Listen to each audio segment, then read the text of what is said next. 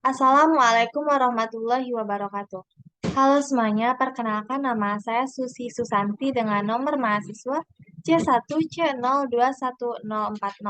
Pada video ini, saya akan menjelaskan materi tentang pengendalian keuangan pada mata kuliah akuntansi keperilakuan. Dosen pengampu, Bapak Dr. Wirmi Eka Putra SE MSI.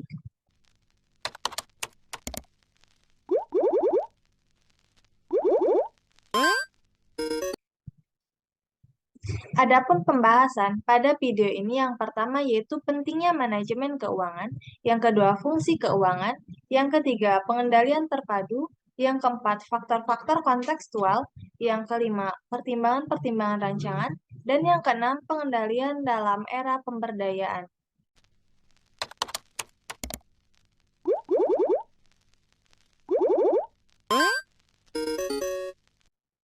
Pembahasan yang pertama yaitu mengenai pentingnya manajemen keuangan. Manajemen keuangan ialah sebuah subjek yang sangat menarik saat mendekati abad ke-21. Untuk memahami perkembangan ini dan ikut serta secara efektif, diperlukan pengetahuan mengenai prinsip keuangan. Pentingnya prinsip keuangan ini digarisbawahi dengan adanya perkembangan yang terjadi dalam pasar keuangan. Pembahasan yang kedua yaitu fungsi keuangan. Fungsi keuangan bertujuan untuk mengatur pencarian sumber dana yang dibutuhkan bagi perusahaan dan kemudian mengatur penggunaan dana yang telah diperoleh. Fungsi keuangan dalam organisasi biasanya dipisahkan menjadi dua jabatan, yaitu bendahara dan administrasi pembukuan atau akuntansi atau dikenal dengan sebutan kontroler. Bendahara bertanggung jawab atas perolehan dan pengamanan dana, sedangkan kontroler atau akuntansi bertanggung jawab atas akuntansi, pelaporan, dan pengendalian. Pembahasan yang ketiga yaitu mengenai pengendalian terpadu. Sistem pengendalian komprehensif merupakan suatu konfigurasi yang saling melengkapi, yaitu subsistem formal yang mendukung proses administratif. Subsistem pengendalian seharusnya terstruktur dan berkelanjutan, serta didesain dengan suatu proses yang tepat untuk mencapai tujuan yang spesifik. Sistem pengendalian seharusnya mencakup aktivitas perencanaan, operasional, dan fungsi umpan balik. Sistem pengendalian yang pertama yaitu perencanaan. Proses perencanaan dalam organisasi ditandai dengan istilah perilaku penetapan tujuan. Aspek terpenting dari proses penetapan tujuan ialah dasar dari organisasi dan komunikasi. Sistem yang kedua dalam pengendalian terpadu yaitu operasi. Pengendalian operasi merupakan suatu proses perantara dan proses perbaikan terhadap aktivitas-aktivitas operasi selama proses implementasi atas rencana-rencana manajemen. Sistem pengendalian terpadu yang ketiga yaitu umpan balik.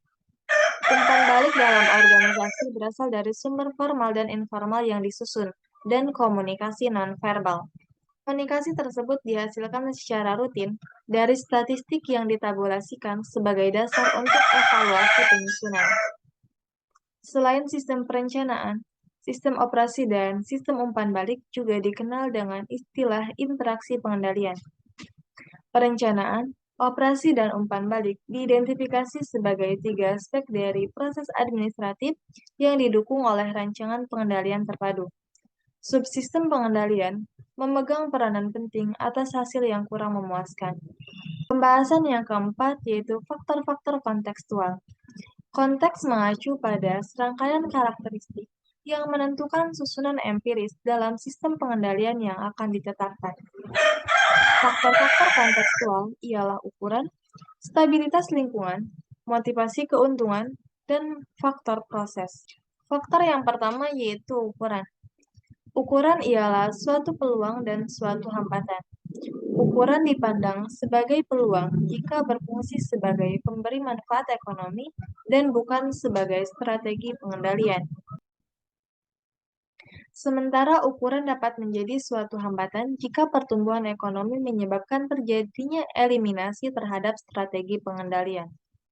Faktor yang kedua yaitu stabilitas lingkungan. Desain pengendalian dalam lingkungan yang stabil dapat berbeda dari desain pengendalian lingkungan yang selalu berubah. Stabilitas dalam lingkungan eksogen dapat dinilai dari kekuatan gerakan yang secara eksternal menghasilkan produk-produk yang memerlukan suatu tanggapan. Faktor yang ketiga yaitu motif keuntungan. Motif keuntungan bukanlah penghalang untuk menggunakan ukuran-ukuran penilaian akuntansi terhadap produktivitas. Faktor kontekstual yang selanjutnya yaitu faktor-faktor proses. Faktor proses penting dalam pengendalian biaya-biaya yang tidak dapat dihindari dan biaya-biaya yang melakukan rekayasa adalah biaya variabel. Pembahasan yang kelima yaitu pertimbangan-pertimbangan rancangan. Sebelum penentuan suatu rancangan, ada beberapa hal yang harus dipertimbangkan. Yang pertama yaitu antisipasi terhadap konsekuensi logis. Ialah komponen-komponen inti dalam mendesain pengendalian. Kondisi ini merupakan hal yang penting bagi manajer keuangan yang terbiasa membuat pertimbangan berdasarkan pada apakah suatu hasil itu baik atau buruk, sementara laporan keuangan memberikan informasi untuk menentukan apakah hasil tersebut tepat. Pertimbangan yang kedua yaitu relevansi terhadap teori agensi. Teori agensi menyangkut persoalan biaya, di mana suatu pendelegasian dengan asumsi keputusan-keputusan tertentu bersifat tidak jelas atau dipengaruhi secara bersama-sama agar menjadi tidak nyata. Pertimbangan yang ketiga yaitu pengelolaan perubahan. Yang dimaksud dengan pengelolaan perubahan ialah sesuatu yang penting dalam menentukan rancangan-rancangan pengendalian. Para manajer melaksanakan pengendalian untuk mencapai tujuan-tujuan yang dihadapkan pada satu atau lebih dilema bisnis. Secara implisit, kritikan berasumsi bahwa suatu organisasi harus mencari suatu keseimbangan pengendalian yang spesifik secara konsisten. Perusahaan dapat menjaga status pengendalian yang baik secara konstan hanya melalui perubahan dan kompensasi. Pembahasan yang keenam yaitu pengendalian dalam era pemberdayaan. Yang pertama, sistem pengendalian diagnostik. Tujuan utama sistem penilaian diagnostik ialah menghilangkan beban manajer terhadap pengawasan yang konstan. Yang kedua, sistem kepercayaan. Sistem ini mengarahkan perhatian karyawan pada tujuan utama bisnis, cara organisasi menciptakan nilai, upaya untuk mencapai tingkat kinerja organisasi, dan cara seseorang diharapkan untuk mengatur hubungan internal dan eksternal. Pengendalian dalam era pemberdayaan yang ketiga yaitu sistem batasan. Sistem ini didasarkan pada prinsip manajemen sederhana, tetapi mendasar yang disebut kekuatan pemikiran negatif. Yang keempat yaitu sistem pengendalian interaktif. Sistem pengendalian interaktif adalah sistem informasi formal yang digunakan oleh para manajer untuk melibatkan diri secara terus-menerus dan personal dalam keputusan bawahan. Pengendalian yang kelima yaitu penyeimbangan pemberdayaan dan pengendalian.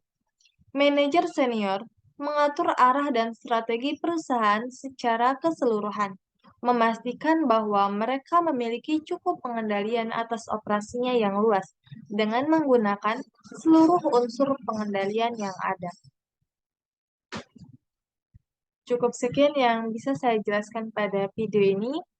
Terima kasih. Wassalamualaikum warahmatullahi wabarakatuh.